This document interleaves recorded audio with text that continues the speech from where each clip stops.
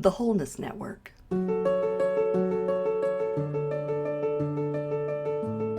Awaken to the reality of wholeness.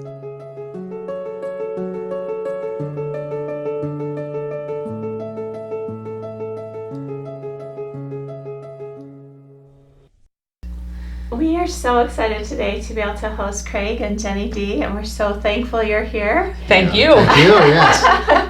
And it was a little miracle that we found them for the network. I wanted some fitness experts. We've been talking about who we should bring onto the show, but we really wanted someone who understood that balance of the holistic approach, not just the body, but how does the mind affect the body? How does the spirit affect the body? And as I was searching and read through some of your information, I felt like, oh, these people get it. They're the ones. And so let's start by having you tell us your story. Sure. Well, thank you so much for having us. Yes. We're honored to be here and all the way in from Philadelphia, which is just so much fun.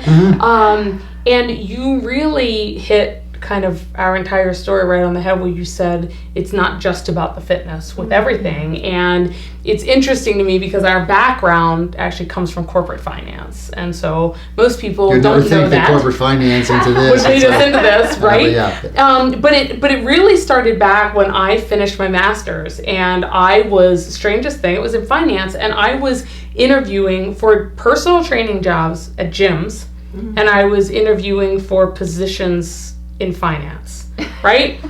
Two totally different things, but because my love has always been with the human body and health and fitness and wellness, but I thought I needed to go into something else to make money. As someone in their early 20s, how am I going to make money to support myself? And so I made that decision to go the financial route. Clearly that was right because it led us together eventually to do that. And so coming out of 2010, which was when we got married, we had found each other. It was actually a third marriage for me and a second marriage for Craig. And so we were blending families together at that time. And shortly after we had our daughter together in 2011, I finally decided it was time for me to go back to the side of health and wellness. And I thought, well, I better get all the certifications for it. So I became a personal trainer with the intention of helping those in the corporate world stay well while they're on the road all the time traveling. How can they eat? How can they move? What can they do on the road, in the car, in a hotel? And God had a different plan for us, and he made that very clear. There was no mistake, where within several months of me finishing my certification, I ended up deathly sick. And I dropped like 25% of my body weight. I actually went down to 92 pounds at my lowest point, and I was in severe pain on a regular basis. My ankles, my knees, hips, sometimes my shoulder joints. I was in digestive distress all the time. My body was not digesting food or absorbing nutrients. And the medical doctors said, there's nothing wrong with you. So we had to look for alternative answers because we weren't just going to give up. There were 5 children at home, and we're like, well, we have to do something. So we ended up seeking holistic, natural help, if you will. And it was the first time that I had really considered how much our emotions and our mind and our spirit impact the physical body. And they said, you can come here and we can put you on a nutritional detox for a week, and we will do all this lymphatic massage and detoxifying exercises with you, all of these wonderful things, which are important in that process. But if you don't do the emotional release work behind all of this, getting rid of everything that's going on within you at a cellular level, causing your body to react in this way, then you'll go home and become sick all over again. And I said, well, okay, let's do that. And so that was our journey into what it is that we share with the world now, which is understanding not just the importance of fitness, or we like to call it movement, and nutrition, but the critical piece of the spiritual work, the mindset work, the emotional work, that is the glue that holds everything together. Because without that, and we had this conversation before we started filming, where you could be on a nutrition plan that has the best results of anybody out there, the highest rated nutrition plan in the world, that's going to help you release 60 pounds in 60 days, the best one on the market. But if you have something emotional going on, if there's something at the spirit level that's causing you to hold on to that weight for protection or something else, it won't go away. Or it will go away and it'll come right back as well. So those are that's how this journey started. And it was the catalyst. I mean, that really did it. And at that point in time, it was like this aha moment, like, we have to tell everybody what in the world they need to do, because so many people were fixated on just going to the gym and working out, saying, listen, I want this, body composition that I'm looking for, and the gym is going to do that for me. Then there was other people that have been trying every diet known to man, and they're once again, they're looking for a certain body composition or the way they feel. And some people were like, listen, I'm actually doing both. And for Jenny and myself, I mean, we were both on that same page, and we didn't really understand what mindset meant. I mean, where energy release work meant, it was, I mean, so does that mean we see a shrink? What does that mean? I mean, a psychologist, psychiatrist, I mean, do you put us on drugs? I don't know. What do you do? And it has nothing to do with that. It was as far from that as you could go, because whenever there's nothing wrong with those practices, but it's a lot of times a lot more complaining than working on you. And that's where it's whenever you stop the complaining, stop the pointing fingers to other people out there, whenever you start taking responsibility for your own actions and your own words and your own thoughts, instead of projecting it out to other people and what other people are doing to you, then that's whenever you gain this respect for yourself, and you can uplift yourself. And it's almost like, it's almost like, I feel like a magician sometimes, where it's like levitating. I mean, you just feel like you're being lifted off the ground because you have this, and that's where we wanted to then be able to share it. And our goal was to change the paradigm of wellness in the world. We thought, quite frankly, it was going to be just those three areas. And then as we continue to grow, then the spirituality really came into play even more, and understanding how that is that levitation that brings you up, because I can do all that emotional release work, but it's coming from somewhere, and understanding where it comes from, and understanding how important our heart is. It's not just, we think like way too much. We think our brain controls it all. And it's not about our brain. It's that heart, and it is all of it. But it comes so much from here, and it's not.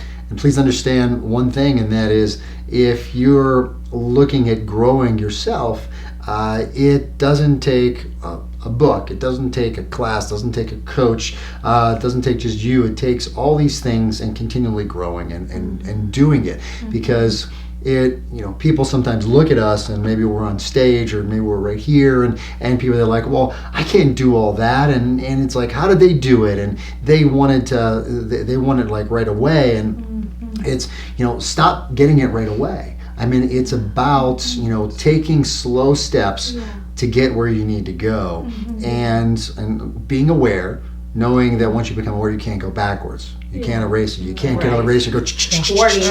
And so you become aware, and you keep on going forward, and that's exactly what we did. It was taking those steps until we got to a point where we learned as much as we can about nutrition, and we're still learning. We learn even about how fitness affects our body, how mindset works, and the spirituality of it, and all these other different things. And it's always being a student, knowing because we always joke around, but there are people always ask us how, and we tell them it's the wrong question. First they got to ask themselves why, and then we personalize the how. But then beside the hows live the I knows, and then the I shoulds live on the other side. And some people you'll talk to, it's like, oh yeah, I know that. Are you doing it?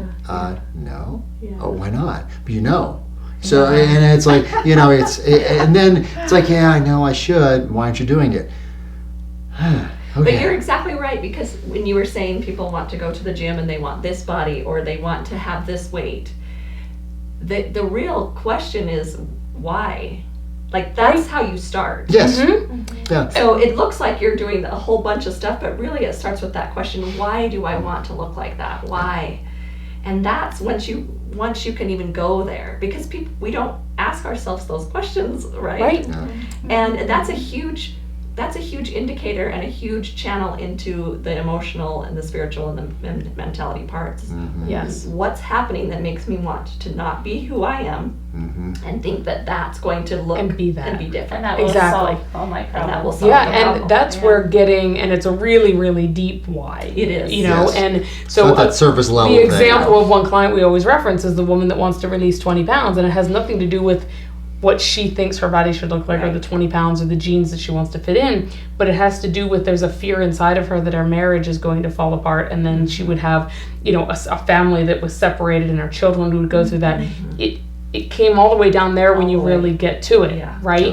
And the insecurities that she had around that, suddenly the dynamics around really releasing those 20 pounds are totally different than they Right. were when it was just, oh, I'm just going to go on a diet for 30 days The and release how 20 and the pounds. shoulds be changed dramatically, or if not go away, because Right. then it changes everything. It's true. Those questions, those Yeah. inner questions.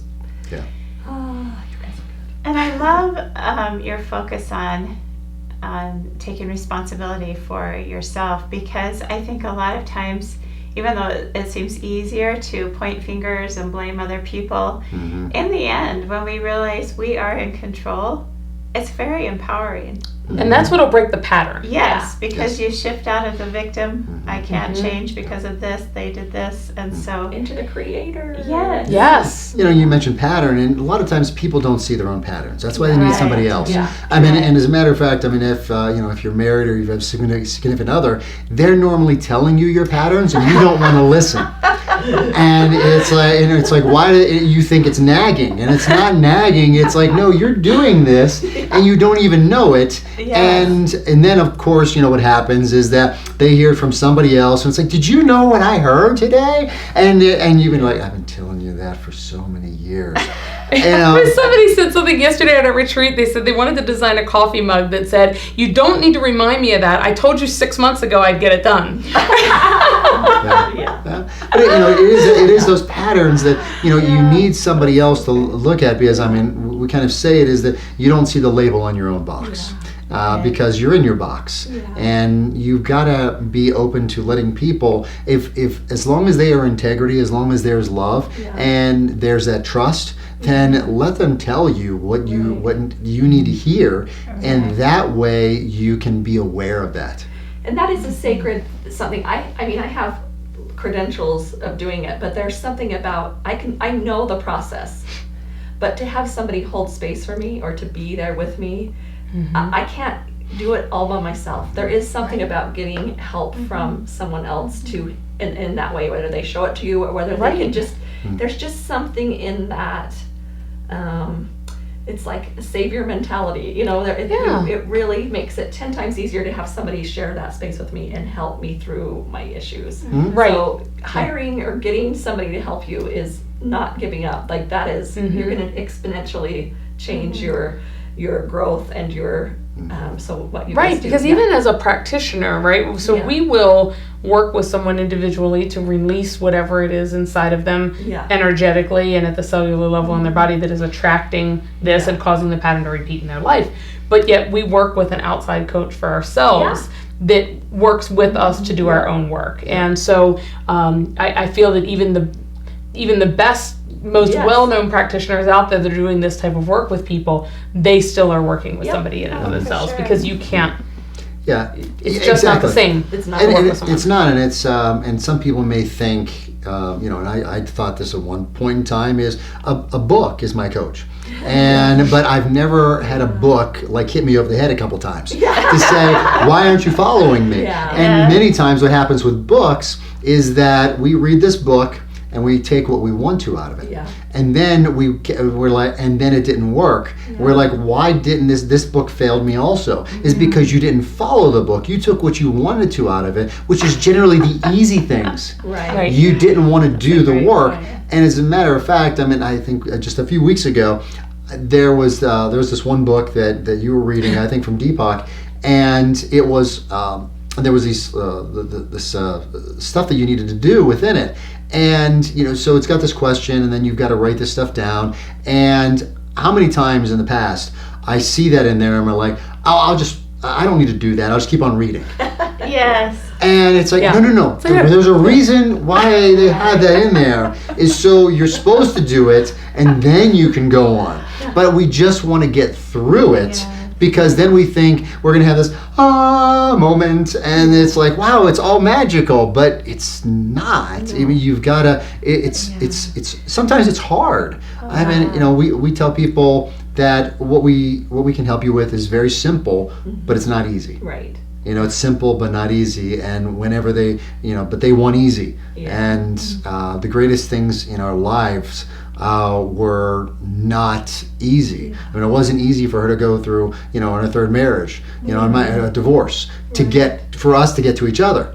That wasn't easy. Right. I mean, do you think, we'd say, oh yeah, I can't wait to repeat that again. Right. I mean, it's like if somebody showed it us in a timeline, say, this is what you had to do to find each other, would you go through this?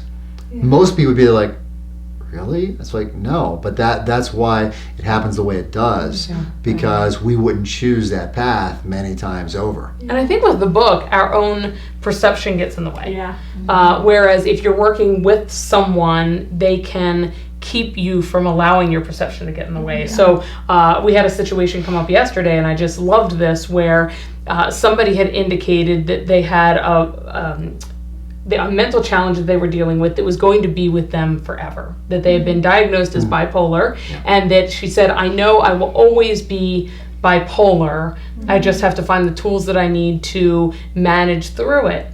And the question back, which one of our coaches posed, and I just love this, he said, what if you're wrong? What if your belief, your perception that because there was a diagnosis is that you have to live with that the rest of your life is wrong? What if there is something we can do, something we can release that is within you that will allow that to be wrong, Right. to What be if that's just there's one a different possibility? truth. Exactly. And so that type of awareness, a book is never going to say that to you. As soon as your own perception creeps in, and if she had just been reading a book and that popped into her head, well, this is something I'm just going to have to live with. That book isn't going to say, well, what if you're wrong? Right. What if there is another possibility? And so that's the power of getting someone that can have a different perception, a different filter that they see the world through. Yeah.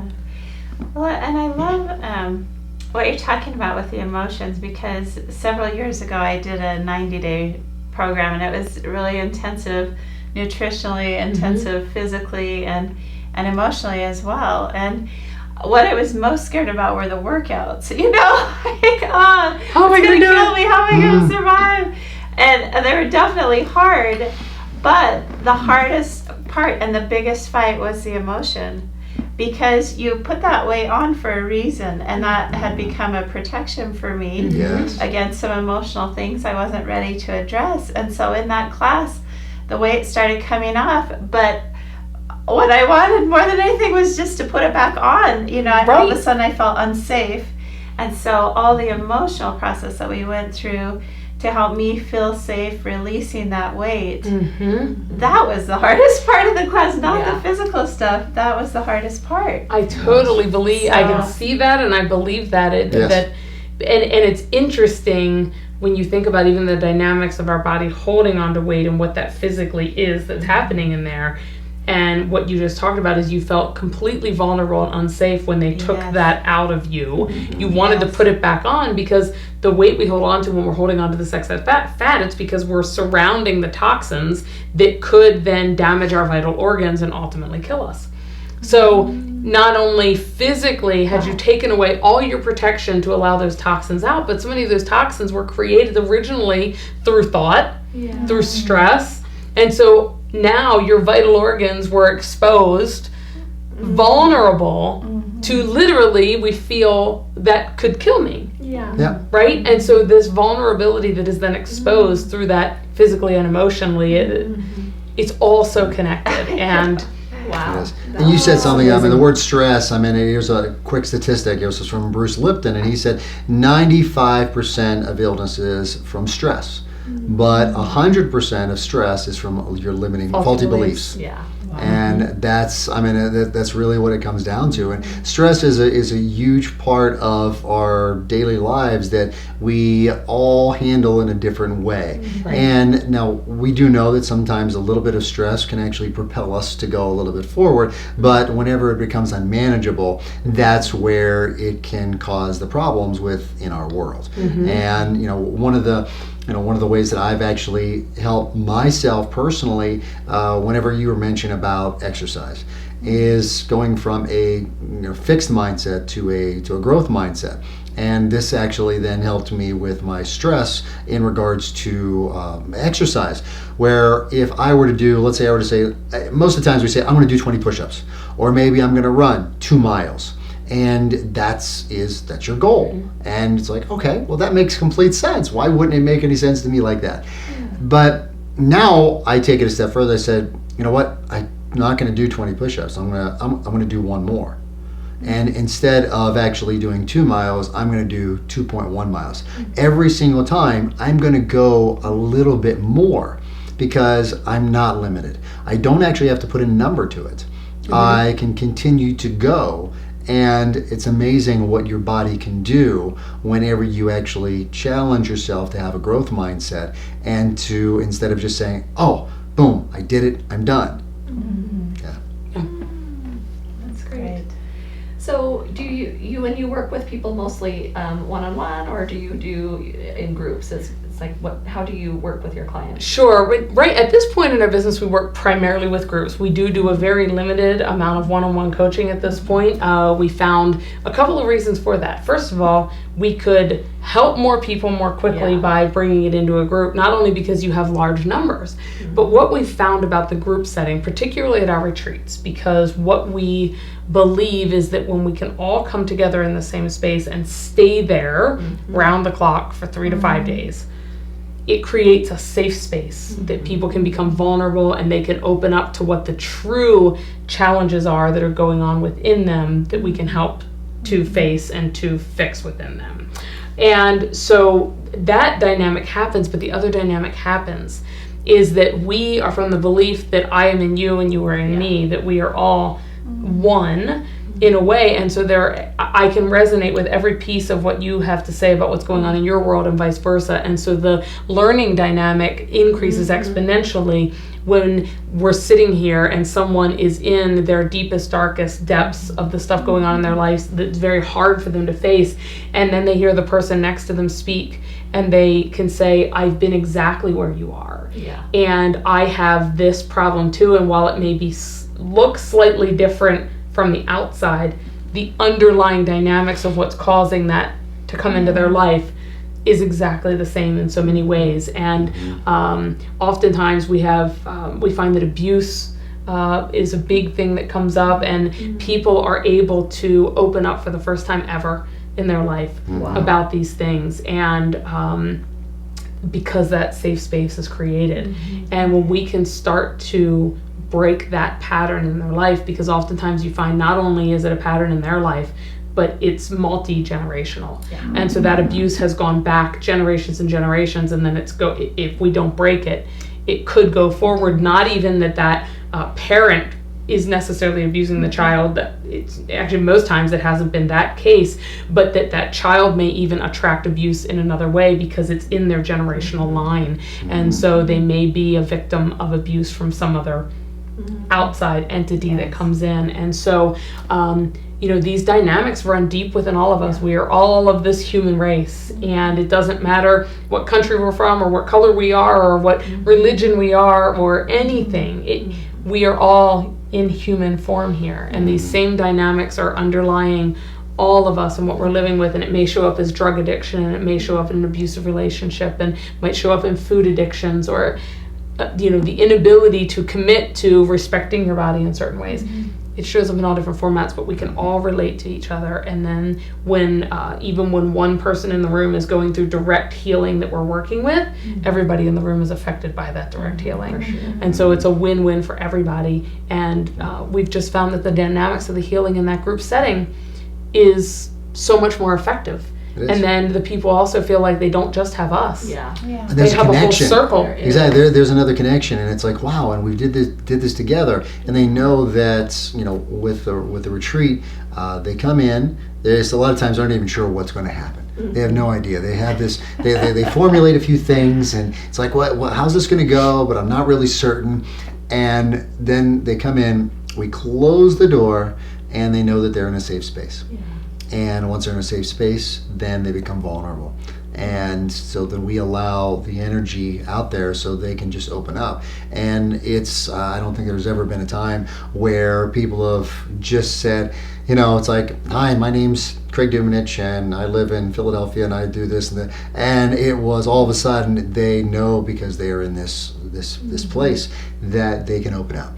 And that's where the healing is, and just like Jenny said, it is just about that group atmosphere. Because, you know, we do, you know, coach a few people one-on-one, and we do enjoy doing it. But a lot of times, what is amazing, one of the questions we ask people is like, "Are you coachable?" And of course, everybody's like, "Of course I'm coachable." It's like, and then it comes down. Then we find out just a little bit later that they're not as coachable as they thought.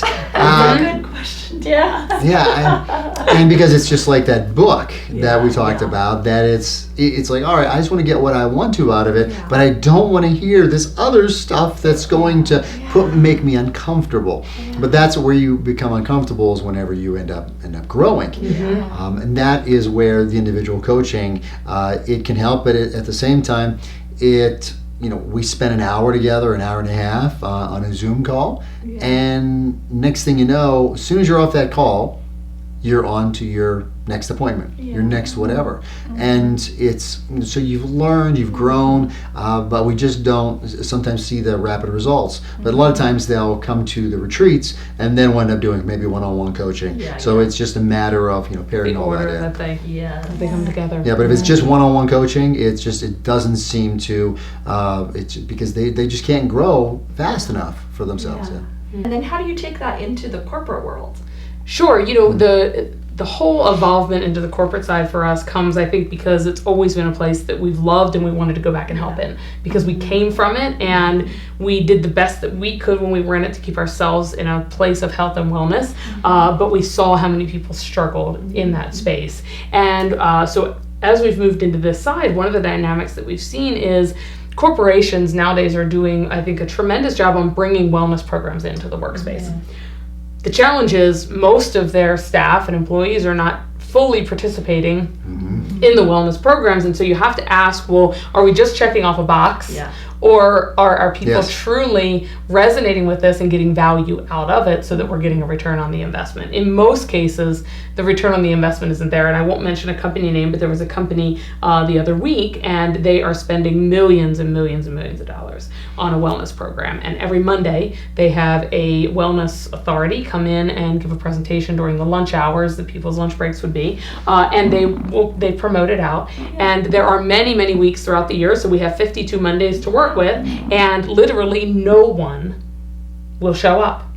Sometimes they'll get a handful of people, and you're talking about an office building that has 1,000 people in it, and yet you can't even get 5 people in a room at lunchtime to focus on their health wellness aspect. And so we wanted, our initial thought was, well, one, how do we increase that, right? So how do we get people to actually participate in it? So we've got to understand the emotional reasons and start addressing those of why aren't your employees participating in this, right? They have a resistance. There's some sort of resistance, otherwise they'd show up all day long. So it's either resistance, or they may not see the connection between the wealth that they're trying to create by showing up at work every day, right? They're showing up because they need to take a paycheck home to their family in most cases. So do they see the connection between that they're trying to accomplish there and their health and their emotional state that is impacting their financial wealth? And so this is critically important for the business leaders to understand, and for the executives to begin participating in this type of content as well themselves also. Because if the employees don't see it, from the Yeah. top. I mean, then it's like, well, if they're not doing it, Right. why in the world should I do it? Yeah. It just doesn't make any sense. Yeah. It's a And chore. It's another chore. Exactly. Yeah. And then the other piece is if you look at the entire success of a corporation, right? You have two different issues that crop up. You have absenteeism, people taking days off of work, and that might be for mental health or physical health. And by the way, when it's physical health, we know that every physical ailment has an underlying emotional cause to it. So it's still mental health, if you will, in a way. And then you also have what they call presenteeism, which is I show up at work today, but I'm only going to function at somewhere 50% of productivity or below because I'm distraught over the fact that I'm in pain, that I have an illness, that my marriage at home is we not just got going to fight well. this morning. Yeah. My kids say, I mean, all these different things that are just in your brain. Yeah, and so if we can help the employees and executives develop these life mastery skills to manage all of the different areas of their life more effectively and efficiently and find more fulfillment and happiness and health, now they're more productive at work. The company's profits go up. The executives are setting an example. Just as parents, we have to be an example for our kids. Yes. I can't just say, well, kids, eat your vegetables and exercise, and sit there on the couch eating my pizza and watching movies. Right? Like, same thing in the corporate world. And so there it's a combination of us being able to come in and work with the staff in the corporation and also to do executive retreats where we get the executives off property for 3 to 5 days, and we customize that content based on who exactly they are and what their needs are to develop the corporate culture and develop new communication practices and respect levels and help them with family dynamics and health. Yeah, what we find is that they want to do all this professional development, and they want to be better salespeople, better marketing people. They want to have enough letters after their name to last a lifetime, and all that education is fine and dandy, and it may help you at a certain level, but it is about merging that professional development with personal development, and that is what is going to then really skyrocket what they're doing. Because I mean, we've both been in enough sales trainings, marketing trainings, time management trainings to make me this robot that I can be. And it's like, wait a minute. I mean, but it just all didn't click. And then a lot of times there's the top salesperson, and management's like, how in the world are they doing it? And it's all of a sudden you're there like, well, wait a minute, let him or her tell everybody what they're doing, and then we can duplicate that. Doesn't work, and it's because you're not them. Because we're not robots. No, exactly. And so they can't figure this out, and it's because they don't want to take that personal development road. They just want to take the professional development road, and that is, so by merging, that's where we're coming into play, showing that we can really uplift and up level the people in there, the executives, the employees, to a way that now it is going to affect every aspect of their life. And every aspect of their life, I mean, whenever you look at what we did, and Jenny said it at the beginning, is that we were there. I mean, we were the people that we were making good money. I mean, we were traveling. We had a corporate credit card, and that feels good to be able to spend somebody else's money. I mean, it just feels so good until and I'm sure a lot of people out there feel this way. And if you haven't yet, you may at some point where I don't want another steak dinner. I just want to eat pizza in my boxer shorts, and that's about it. Yeah. And because it's like you've made it so far, and you just want to feel normal about everything. And where I'm going with this is that you can make as much money as you want. You can feel like you've accomplished so much in your professional career potentially, but then you're unfulfilled in so many other aspects of your life. And you could actually be even making more money, believe it or not, and you can manifest even more things from, maybe, you're like, maybe I need a boat, maybe I need a Ferrari, maybe I need something else, but I can't even get it. And it's because all these other aspects of your life aren't functioning properly. And if you could really do that, because that's where professional development, there's a ceiling, and it's really hard to get past that. The personal development, that's what breaks the glass ceiling in your world. And that's where the magnitude of growth. I mean, it's almost like, that volcano that finally decides to erupt is because it's just like all this pressure. It's like, whew, and wow, now all this wonderful stuff comes in your life. Yeah. That's so true. Well, this leads me to another question. We would love to hear what your definition of wholeness is. What does wholeness mean to you? Yeah, for me, it is when we have gotten ourselves to the point individually that we can live within our true integrity. And so that everything we are doing, everything that somebody's seeing from the outside is who we truly are, and it's the life we're living behind the scenes. And there's nothing going on that I say, I hope nobody's looking, because right now I'm going to go over here and do this, right? So I don't think that wellness means that I need to look like wholeness. Means that I need to look like the bodybuilder, have the perfect cover, magazine cover body, and I don't have to eat perfectly all the time, but I need to own who I am, what I am, and I need to live within complete integrity there. And then that's when we can be whole and continue to rise. But if there's anything in our life that is currently out of integrity, if there's anything that we're saying that we are that we really aren't, if we're putting on that facade that my family's perfect but at home there's abuse and we're fighting and screaming and yelling, or I'm saying that I'm taking care of myself in this way but underneath I'm hiding in the closet and doing whatever, there's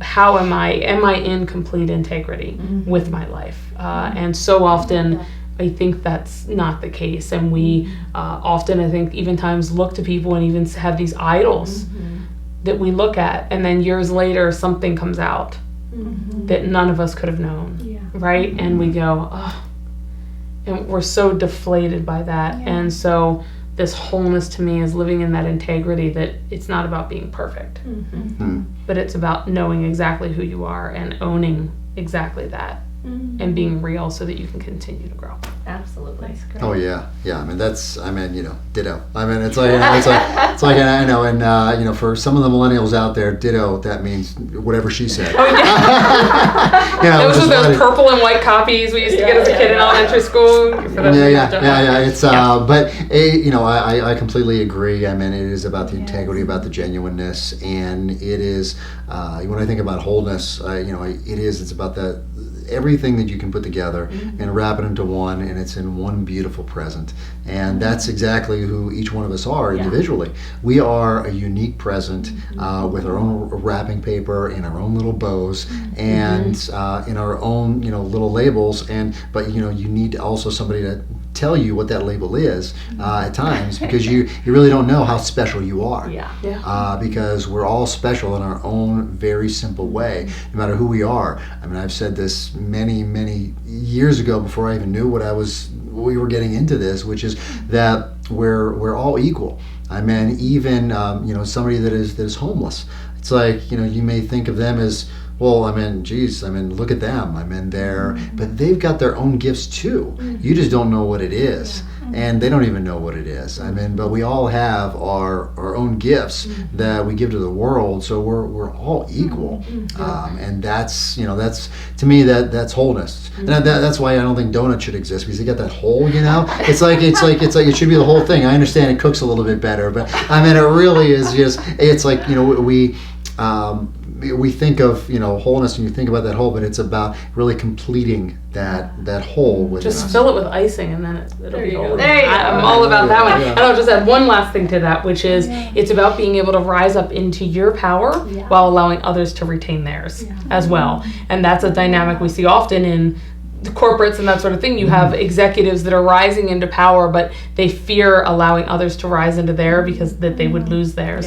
But if we can each rise into our own power, because it's completely separate and unique, and without diminishing anyone else's, because nobody else has power for us to steal. We just have to rise into our own, and there's unlimited, infinite amounts of power, and so we can each come into our own power, and then everybody can be stronger together. Yeah, it's like it's not a destination. It's just stepping into wholeness. Is not like you have the homeless man has wholeness. Yes. Like we all have our we all just need to step into it. It's not that we don't own it to begin with. That's really the discovery. That's really asking those questions like you guys do with your at your retreats, is asking those questions.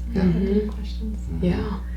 Well, Great. one of the things that's kind of come out of your particular situation is your blended families and how you guys have supported people in blended families. How did that come about, and what kind of support do you offer? Sure. Yeah, I mean, it's like, so we, once again, you never know what's going to come up in life, and and I met this, gorgeous woman with a big heart, and so I had 3 kids from my first marriage. She had 1, and then we had 1 together. So it's hers, mine, ours, and it was. We weren't sure, how it was going to blend together. One of the first things that we did is when we were dating is that we weren't, we just didn't bring the kids together right away. We wanted to make sure that we were, good as much as we possibly could. And then we brought the kids together, and it was like, oh wow, they all get together and they get along, and it was amazing. And then we decided to get married, and we wanted to have a child together, and we weren't sure how that was going to affect the dynamics. It was something that we wanted, but it was like, we're like, how's this going to go? And what was the most beautiful thing is I tell everybody that is the best gift we ever gave our other kids, because it was, this present changes all the time. Where think about whenever you open up a gift.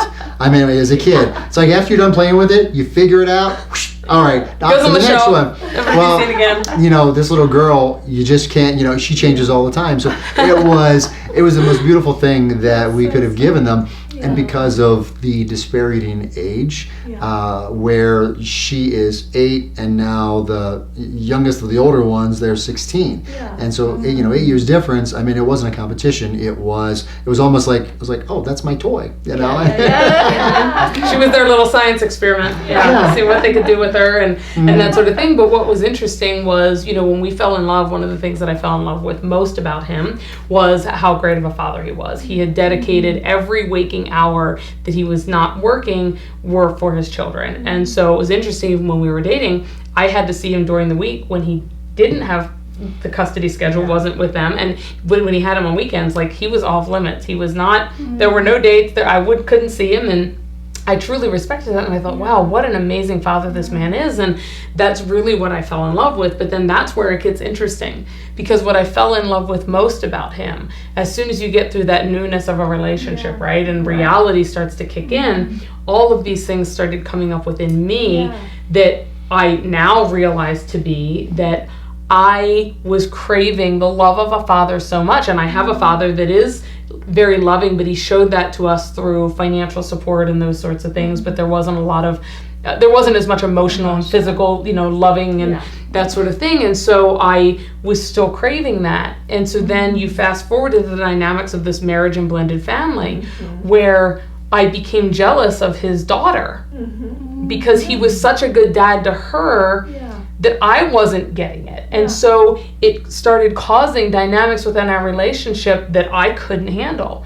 So suddenly we were back in that same cycle of what caused my divorces and what caused his divorce. And so, it's great when you're in the early stages of any relationship. Everything's bliss. It's all chemical. And then normally, right, in almost every relationship, there will be these dynamics that come up where both partners are reacting to certain things that the other person is doing in a negative way, and they don't understand the underlying reason why. Like, where is this coming from? What is being triggered within me?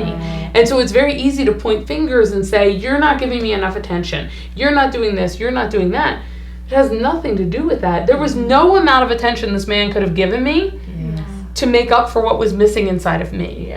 So I had to resolve my need within me and let go of that in order for him to ever be able to continue to make me happy and for us to have a lifelong marriage. And so there are always things that come up. The most recent journey that we've been on with this is about communication and consistent schedules, because it's become very challenging as we have 4 teenagers right now. 3 of them are 16 and 1 is 17. Wow. So we have part-time jobs, we have cross-country, tennis, wrestling, golf, debate club, college search and applications, tennis with the little one, CCD with the little one, school activities with her. So plus our business and our relationship, right? So how do we manage all of those things? And where he is like kind of fly by the seat of his pants type, more relaxed around scheduling, I need much structure. And so we have recently hit another sort of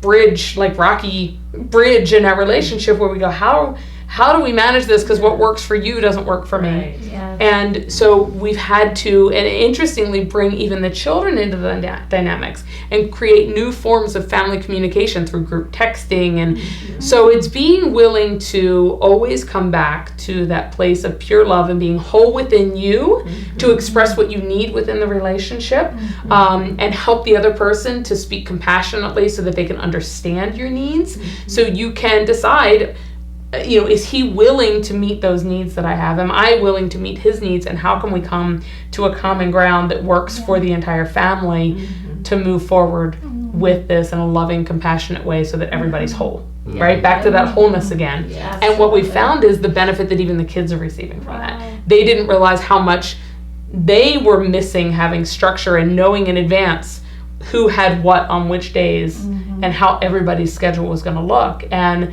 it's so powerful now that on Wednesday night I can message all of them in an instant and say, Dad and I are going to go on a date Saturday night. And so from 6 p.m. to 10 p.m. we will be gone, and this is how we're going to handle it and what you're going to do. And now suddenly, instead of at 5 o'clock Saturday afternoon saying, oh, by the way, Dad and I decided we're going to go out tonight, maybe in their mind they needed to have a conversation with one of us that night, or they were expecting that we were all going to have family time. But so if you can help people work through these things, and in blended families, setting boundaries with the exes also becomes a critical piece, which most people haven't considered or have been unable to do. So setting and holding boundaries so that we can remain a solid, whole family unit and function in and of ourselves while respecting them, but also having them respect us as a family unit. Oh, that's so great. And that can, the divorce rates for blended families and second and third marriages and, on and on is even higher than the divorce rate for first marriages. And so how do we begin to bring resolution there and help people to, people want love in their lives and whatever that looks like. And setting boundaries, is a key thing, but at the same time, it's not only just setting the boundaries, but it's keeping them. That's the hard part. Because we can all set the rules. It's like, oh, you can't do this, whatever it may be. But then, our 8-year-old, daughter, she gives me like, oh, but Daddy, and it's like, oh my goodness, I'm melting. It's like, and it's like, no, I've got to stay strong. And it's about those certain boundaries that that you set up, but it's keeping them, and it really, that is the harder part of it. And then the other things you mentioned about dating, it was one of those things where it's kind of been on and off within our relationship, and because of work, because of multiple things. And it's one of those important things because whenever, we were young and we were dating all the time, how do you think you get to know each other? Gee whiz. And then you think you know each other and it's like, well, you kind of stop dating as much. But we realized how important it was for our own selves, but also what people may not understand is about teaching them, the children, whenever and if they get married, that they also need to date. Right. Because if we're there for them, and then if they feel that they need to be there just for their children, and then their marriage happens to break apart, it's like, how did that happen? Well, because they lost that connection. And so you need to keep that connection going and that communication going. And you even said it with love. That compassion and talking with that love. And it's because it's not about pointing fingers, it's about taking responsibility. And it's so funny to say about it is that when we first started dating again, when we had kind of left that behind, and then we were like, wow, we need to date again. We found ourselves in this situation where we'd go out on a date, but all we could talk about was the kids and the business, right? We still weren't dating. We were just having a meeting in a different location. So we literally had to start taking dates where we couldn't talk to each other. So we would go see these loud live music, places where there was no way, but we could just be present with each other in a state of enjoyment. So that different energy where we weren't talking or discussing children and boundaries and schedules and the business and our next trip and our next event.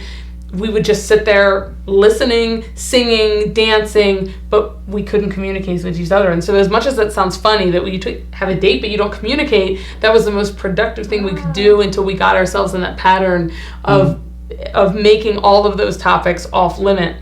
Wow. When we went on a date. Yeah. And so, for some people, maybe it's go sit in a movie, but he knew that would turn into a nap time for me. And as much as I probably needed a nap too, that wasn't an effective way for us to date.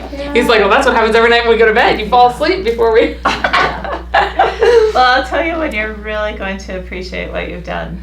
The day you become empty nesters. And that is, Andrew and I became empty nesters just a year ago. Congratulations. And it's a crazy transition where your life has been the kids and the commotion and the schedules and the focus is everywhere else, and then all of a sudden everything else is gone, and you're staring at this stranger across the table if you haven't nurtured that relationship. You're like, I can't remember. Do I like you? What are we doing here together?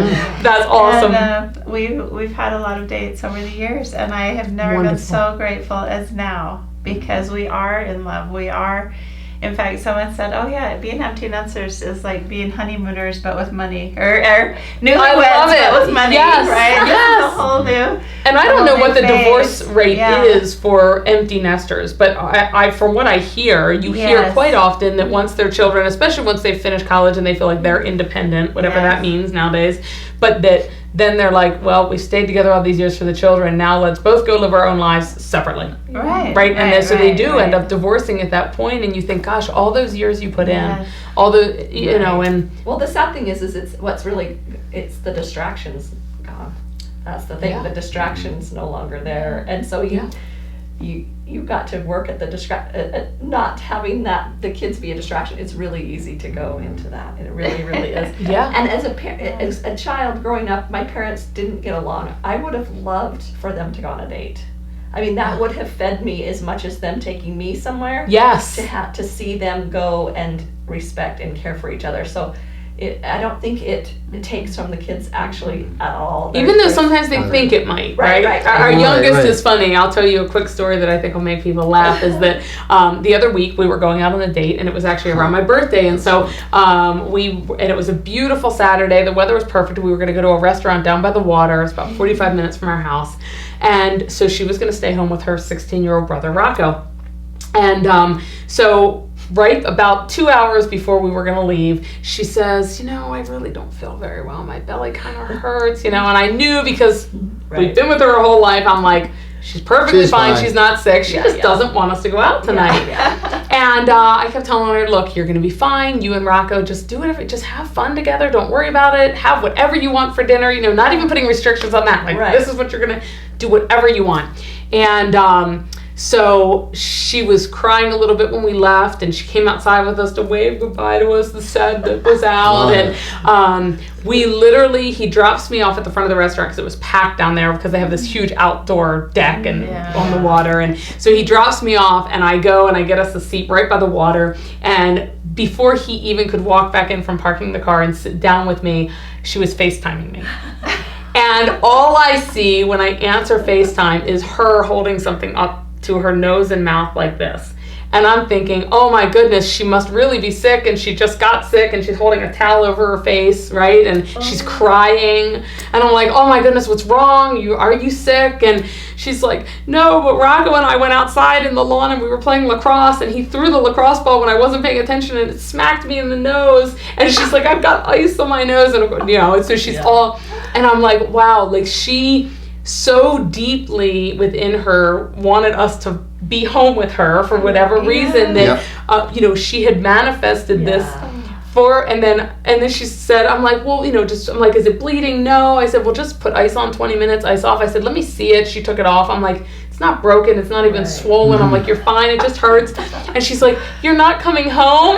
I'm like, no, I can't, there's nothing I can do for you. I'm like, by the time I get home in 45 minutes, you're going to be smiling and laughing anyway. Right. You know, so, but it was so funny to get through this, that sometimes, you know, even there, it's like, as parents, we have to take a step back and go sometimes, you know, are they fine? Yeah. Yes. You know, and you can know, Yeah. right? I would never, if she was really hurt or really sick, but And your first one, sometimes you don't know. Yeah. Because By number 5, you're like way protective She's about fine. things. But when you're on 5, all of a sudden it's like, you know, I mean, you're A-okay. although it's funny because there were 3 times in a matter of a month when that happened that I took to her and her older brother, my older son, to the doctor for concussions. She got hit in the head, like right here with a tennis ball, and had a concussion. And then she got hit in the nose and was going to the doctor the next day for a checkup. So I said, well, can you just check her for a concussion to make sure she's okay? And then he got hit in the head at wrestling, and I had to take him in for a concussion. And he had one that lasted longer, but I'm like, you know, before, I'm like, these kids, like, they keep getting injured. What? Yeah. Oh, funny. Which is something emotional behind all of that too, right? I'm like, what are they attracting to themselves? Yeah. It's nice to have that tool though to be able to look at, and sometimes it shows up and it's like that's what's going on, and other times it's not as prevalent. It's not as clear. But it's so helpful to look at those and to really pay attention to those messages that your body and your environment are trying to tell you. Yes, absolutely. Yeah. So true. Oh yeah. And it's like, and we're always, we don't pay attention to that enough. I mean, you just bring up a good point, especially whenever it comes to the food we're eating. I mean, it's, you know, we just, a lot of times just are shoving down food, and then, you know, a little bit later we're like, it's like, oh man, I don't feel so well, or, you know, maybe you've got gas or whatever it may be. It's just like headache, fog. Indigestion.